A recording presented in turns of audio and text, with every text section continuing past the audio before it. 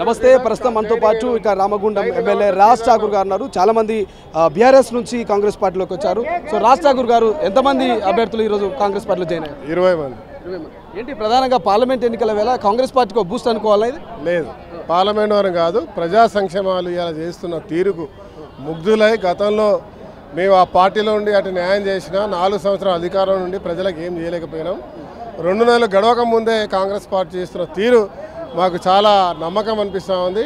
ఈ ఉన్న కొద్ది కాలంలో ప్రజలకు మంచి చేయాలి, మా ప్రాంతాన్ని అభివృద్ధి చేయాలి, మా నగరాన్ని పూర్వవైభవం తీసుకురావాలి, మా ప్రాంతంలో ఇండస్ట్రీస్ రావాలనే ఒక సంకల్పంతో వారందరూ కూడా స్వచ్ఛందంగా రావడం జరిగింది. వారిని మేము రాజకీయాలకు అతీతంగా వారిని కలిసి అందరం కలిసి మన ప్రాంతాన్ని అభివృద్ధి చేయాలనే ఒక సంకల్పంతో వారిని ఈరోజు ఆహ్వానించడం జరిగింది. సో గత ప్రభుత్వం ప్రవేశపెట్టిన పథకాలు నిరుపేద కుటుంబాల వరకు చేరలేకపోయినాయి. కానీ కాంగ్రెస్ పార్టీ ప్రవేశపెట్టిన 5 గ్యారెంటీలు నిజంగా సామాన్య ప్రజల వరకు వెళ్ళే అవకాశం ఉందా? కేవలం అర్హులైన వారికి మాత్రమే పోతాయి. దొరలకు, భూస్వాములకు, అన్ని రకాలుగా ఉన్న వాళ్ళకు పోవు. ఎక్కడ మిస్యూజ్ జరిగాయి, ఖచ్చితంగా పేదవాళ్ళకే దొరుకుతాయి అనే ఒక కార్యక్రమాన్ని ప్రభుత్వం చేపట్టింది. ఆ ప్రజాహితం కోరుకునే పాలనకు మేము సైతం అని చెప్పి మాతో పాటు వచ్చింది. ఇందిరమ్మ ఇంటి నిర్మాణానికి సంబంధించి ఆ పథకం అమలు కూడా 11న జరగబోతున్నట్టు ప్రకటించారు. సో ఎట్లా ఉండబోతున్నారు? బ్రహ్మాండంగా ఉంటుంది. వెతికి పేదవారికి ఇల్లు ఇచ్చే బాధ్యత కాంగ్రెస్ పార్టీ. గతంలో ఇందిరమ్మ ఇల్లు ఇచ్చినాం, ఈసారి కూడా మళ్ళీ అదే రకంగా ఇస్తాం. డబల్ బెడ్రూమ్ల ద్వారా చిట్టీల మీద చిట్టీలు వేసి పేద ప్రజల ఆశల మీద నీళ్లు జల్లే కార్యక్రమం చేయం. ఖచ్చితంగా ప్రతి పేదవాడిని వాడకెళ్ళి ప్రజల సమక్షంలో పరీక్షించి పూర్తిగా విశ్లేషించి అర్హులైన ప్రతి ఒక్కరికి అందజేస్తాం. Thank you so much. వీళ్ళంతా కూడా ఇక జాయిన్ అయిన వాళ్ళే మీరంతా కూడా. సో అమ్మ, ఎందుకు జాయిన్ కావాల్సి వచ్చింది కాంగ్రెస్ పార్టీ? మేయర్ గారు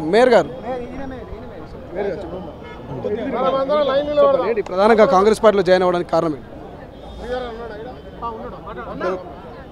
మా బీఆర్ఎస్ ప్రభుత్వంలో 4 సంవత్సరాలు పనిచేసినాం.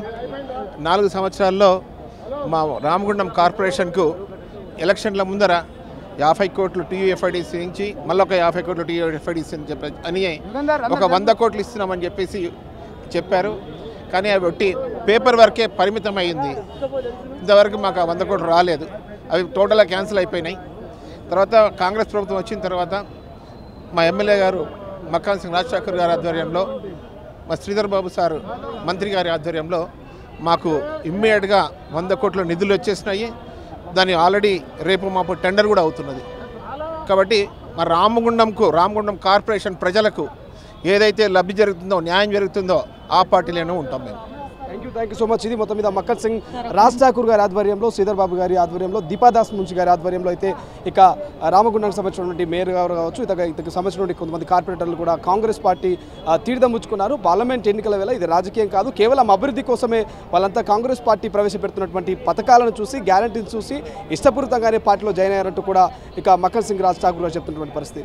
ఇక కెమెరా పర్సన్ అజయ్తో శ్రీశైలం తొలి వెలుగు, హైదరాబాద్.